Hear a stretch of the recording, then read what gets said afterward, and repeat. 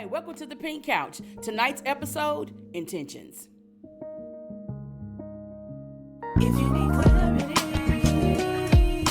have a conversation. Protect your sanity. Have a conversation. Come to the Pink Couch and talk it out with Coach Lele. With Coach Lele. With Coach Lele. Yeah. A simple conversation brings much clarity.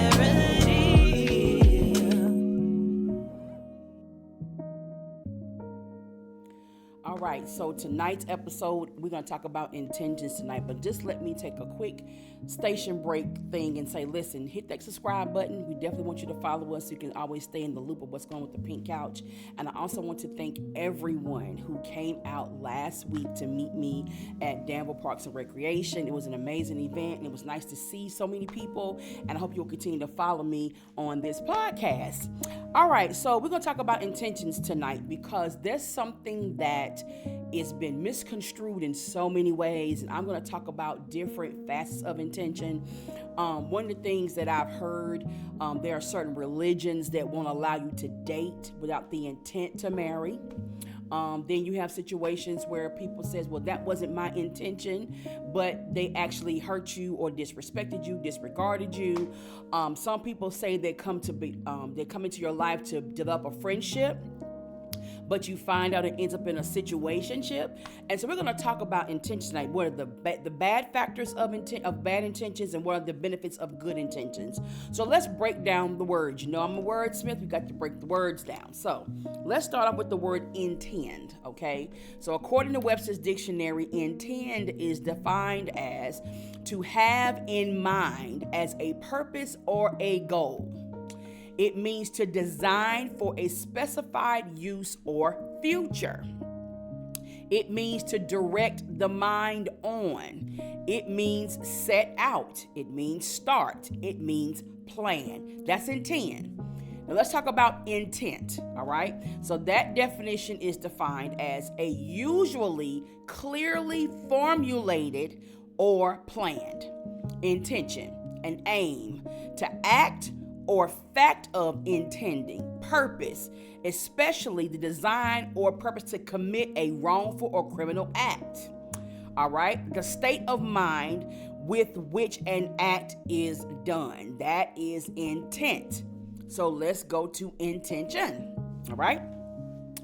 Intention is defined according to Webster's dictionary as what one intends to do or bring about, the object of which a prayer, mass, or pious act is offered. This is Webster's dictionary now. A determination to act in a certain way. It means resolve. It means significance. It means a process or manner of healing of incised wounds. Wow. So let's see what resolve means. Okay, here it is. Resolve, to deal with successfully, to clear up. So these words are all around intention. What somebody intends to do, what their intent is, and then the following act of it. So, where do I start? So let's talk about the dangers of bad intentions, okay? So when people come to you and they say that they're intentional concerning you, you have to ask yourself, is it a positive intentional or is it a negative intentional? Do you know that there are some people that are intentionally coming to hurt you? We would never thought about that. We think everybody's intentions are good. That's what we think automatically, but the truth of the matter is there are people out here, there are situations that are in place that intend to bring harm, intend to destroy, intend to throw you off your game. All right? So bad intentions are usually rooted in malice. They're rooted in selfishness. So that comes with destroying of trust. That comes with damaging relationships. It creates a chaotic atmosphere around you. It can be very unpredictable. It can be disastrous consequences for both the perpetrator and the people that actually get the bad end of it. So these harmful motivations are often led to manipulate, to exploit your weaknesses, and also to show you their inauthentic behavior. Because people say, oh, I'm just your friend, I come to help, but they never support. They never show up. They always have some kind of slick comment to say. I was always told there's always some truth behind every joke. Now, that's what they say. So when you're dealing with somebody with bad intentions, we don't really think about that because we walk around here tiptoeing through the tulips thinking that everybody likes us. We think all the likes on social media are genuine. Some of those people are surveillance cameras. They're watching everything that you do. They're taking your pictures off of social media, building altars and speaking word curses against you, working witchcraft. People don't want to talk about that, but it's a real thing. And you got stuff going on that you cannot, if doctors can't figure out what it is, if medicine's not curing it, it's more than likely some type of supernatural attack. But a lot of people don't want to deal with that, but we don't really understand everybody's life. Everybody that comes into our life doesn't always have good intentions. So we're going to expose the negative as well as the positive. So one of the key dangers of bad intentions is destruction of trust. Acting with hidden agendas or malice erodes relationships, making future connection or collaboration impossible. Okay, that's the danger of bad intentions. When people destroy trust, you encounter somebody that you thought you could trust. Now that trust is destroyed. Now you're stuck. Because when we talked about moving forward last week, you can't even move forward because future connections and collaboration become impossible because you did not understand that that individual had bad intentions concerning you. All right? Next key point is exploitation and manipulation. Individuals with ill intent often observe others to identify your vulnerabilities, your boundaries, and your secrets to use against you. This is what bad intentions are. Everybody's not trying to get close because they like you. Some people are trying to get close because they are jealous of you and they are intending to do you harm. Do I have any Lifetime movie networkers out there? Listen, if you watch Lifetime, you know exactly what I'm talking about. People come in as babysitters. They come in as nannies. They come in as assistants. And the whole entire time, they're acting like they're helping you. And they're telling you this person, you shouldn't trust them. They done turned these people's minds that's been in their life before this person even met them. They've been in life for years. Here comes this new person talking about, oh, you can't trust them. And they're doing subtle things. And, oh, I'm being so innocent. Listen, these people do this stuff in real life every day. They come to exploit and manipulate. So how do you think people end up getting blackmailed? Because they don't find out what your weaknesses are. You don't let your hair down. You tell your secrets and say, well, you know what? If you want your secret out, you got to pay me all this money. Well, baby, go on and tell on me. I'm going to tell on myself. I live by that. You can never tell me. I'm going to tell on myself. But people who are not there yet, you got to be mindful of stuff like this. My next bullet point is unpredictable chaos. This is huge. This is completely huge to me. Acted out bad intentions often lead to unpredictable outcomes that can backfire on the initiator, such as damaged reputation or personal loss. Everything was peaceful in your life until this individual came in. You're trying to figure out what changed. Who did you come into covenant with through friendship or through brother and sister? We got to be careful about terms of endearment. These terms of endearment get us in a whole lot of trouble because people come in that way. Let me go to church for 2 seconds. A lot of pastors can't be pastors because these folks want you to be their mom and their dad. And when they use that mom and your dad, it dummies down the pastor in you. It dummies down the leader in you because parents have some type of empathy. They give their kids passes. They don't want to look at the negative people about their kid. They just want to look at the positive. And so people use those terms, brother, sister, to make you feel indebted to their chaos, indebted to their foolishness. And so this is what happens when we don't properly discern bad intentions. Now it's back to our real schedule programming. So you got people in your life calling you friend, calling you ride or die, calling you bestie, calling you Poppy, calling you Ma, all these terms to get your defenses down so you cannot see their lies, their deception, and their hidden agendas. Okay? My next bullet point is emotional and social harm. People with bad intentions may use flattery or false friendship, causing harm through betrayal, gossip, and division. This is what happens when you're dealing with people who have bad intentions. Remember what intention meant? Remember the intention meant a determination to act in a certain way.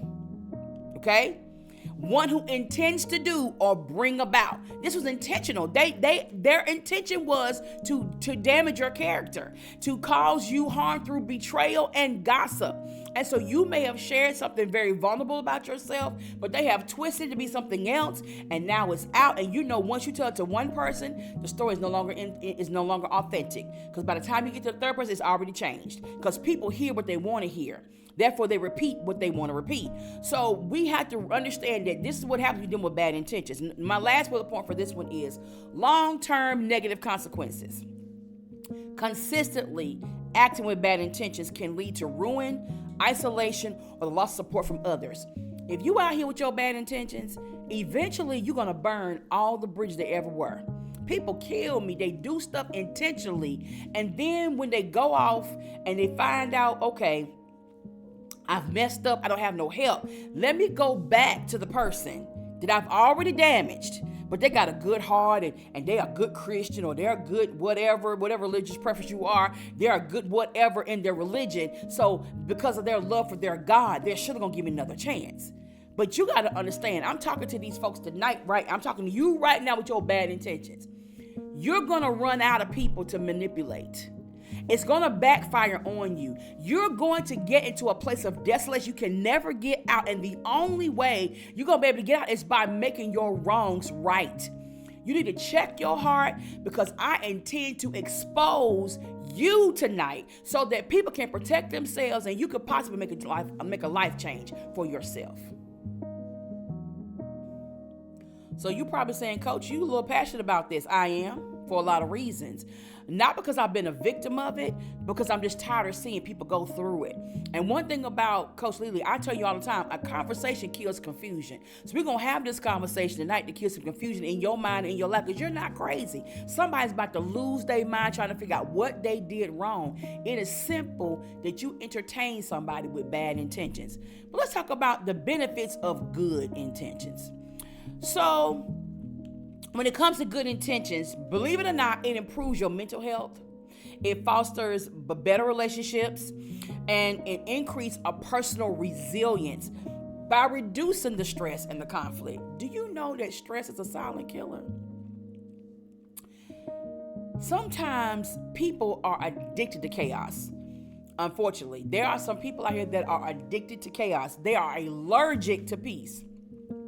Because things can be going well, everybody's getting along, things are wonderful, but because they are so chaotic within, they have to stir up something. And I've seen this happen a million times, where people say, I want to be a part, I want to be a team player, and everything is going smooth, but all of a sudden, here comes a pointing the fingers. Oh, I could do this a better way, or did you see how they said that? Why they say it that way? Why they're not talking? Why they're not texting back? Just point out little stuff. People can be busy. I got a lot on my plate. I have a lot on my plate. I think I have a platter now. It's so much on it. But at the end of the day, I try to make time for what I can make time for. But you cannot assume that people are acting funny, that people are distant from you when the situation could just be life, could just be lifing. But anyway, so when you have good intentions, it also boosts your motivation, clarifies values, and enhances your focus. Assuming good intentions in others builds empathy, trust, and more effective communication. And so this is how people with bad intentions get in, because we want to build empathy, we want to build trust, we want to have effective communication. But some people use it for the worst part. We're going to talk about the good part of it now. So first of all, as I said, improve mental well health. Regularly setting intentions reduces anxiety and stress, while promoting a proactive, mindful, and resilient mindset. When you intend to have a good day, then that's what you need to have. You gotta wake up. I'm having a good day today. I don't care what nobody's got going on. I don't hear no sad stories, but today is gonna be a good day.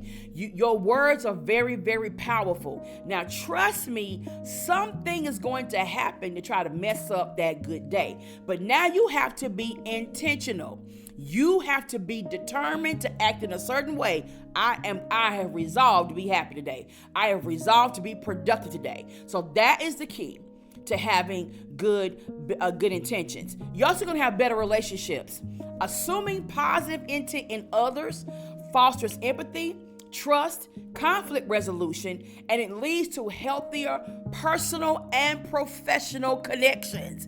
You need some professional connections. Some of y'all, listen, your personal connections are interfering with your professional ones, because some people you're connected to in the natural are not good for you in business. And you can't mix. There's just some people I would not take to a business meeting. I just wouldn't let them accompany me because they're too silly. They're always on their phone. You could be sitting across them at dinner. They can't even talk to you. They're on their phone. So why would I have somebody in a business setting scroll on their phone? I wouldn't do that. Some people are just not built for it. So when you have good intentions, you're going to make better decisions. When you have good intentions about your life, your productivity, your business, your passions, your dreams, you're going to make better connections for that. All right. It also enhances focus and productivity. Intentions guide daily actions toward meaningful goals. Remember that, because intent was one of the definitions for intent was to have in mind as a purpose or a goal. Do you intend to be successful this week?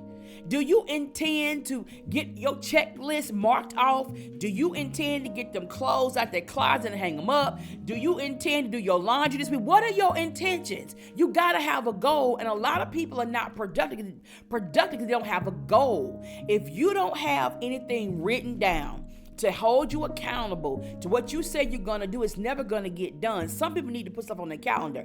I have become so busy, if it's not on my calendar, I'm going to miss it. When I say I got to put on my calendar, call somebody back at 2:00. I got a meeting over here.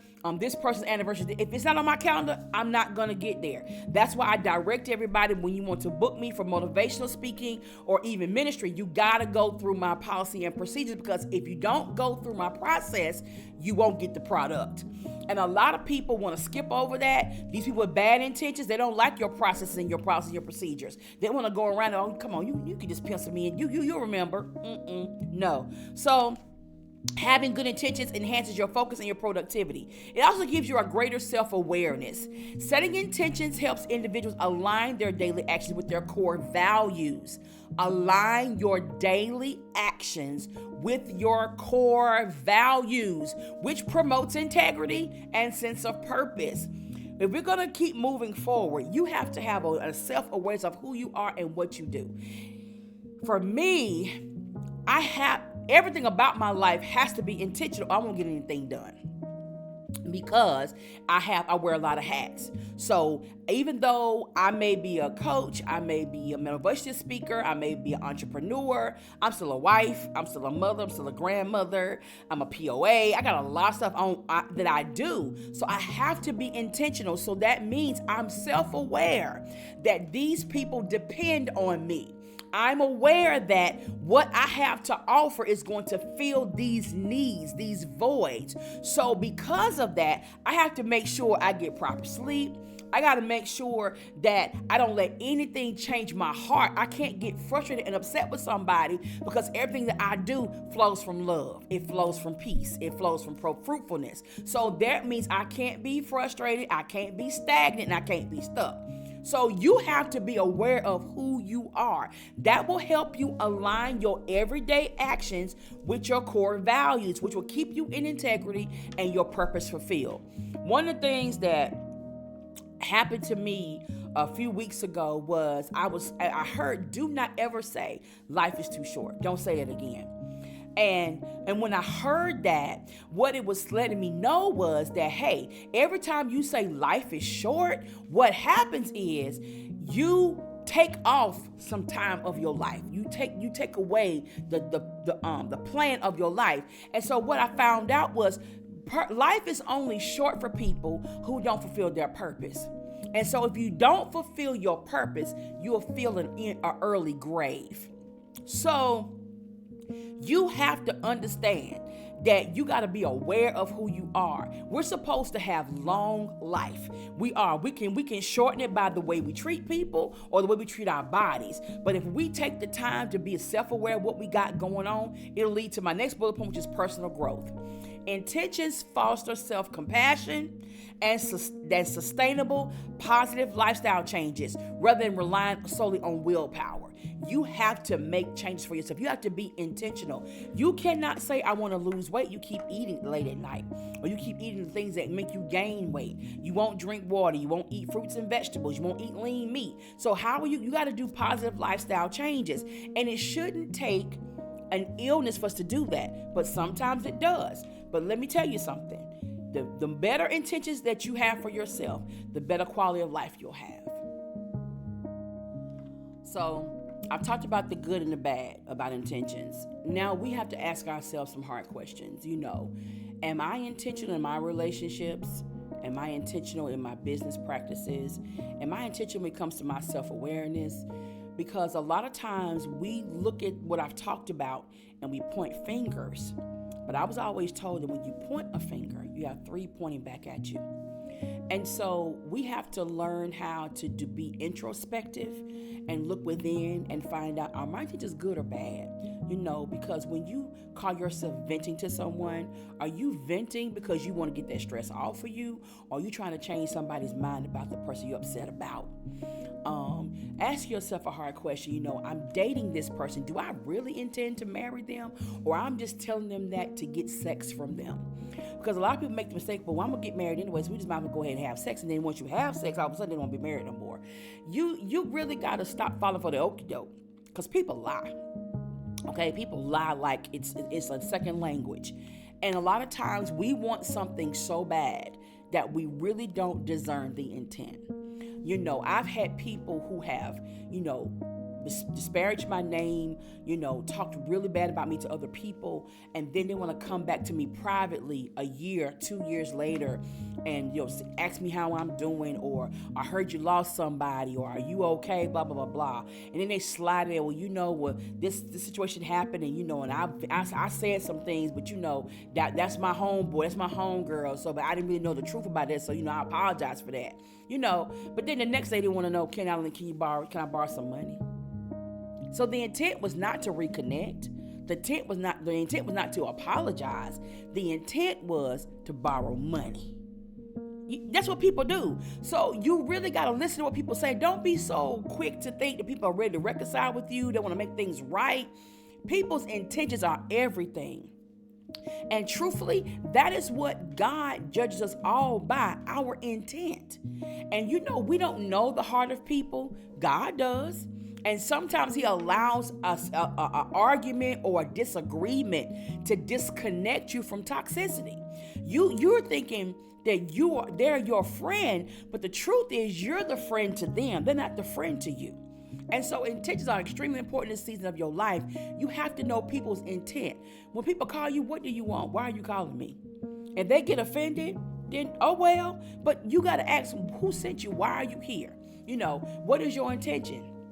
Because we connect with people and we join organizations and we join these clubs and stuff, and we don't even know the intent. We just like what we see on the surface. We don't do any research. We don't dig. We don't vet properly. And that's how we end up in chaotic situations. And so intentions are extremely important in this part of your life.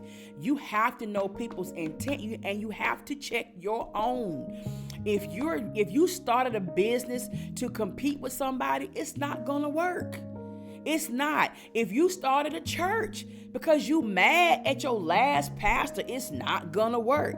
If you jumping into another relationship because you're trying to prove to your ex that somebody wants you, it's not going to work. We gotta check our intentions, people. Are they good or are they bad? At the end of the day, everybody has one.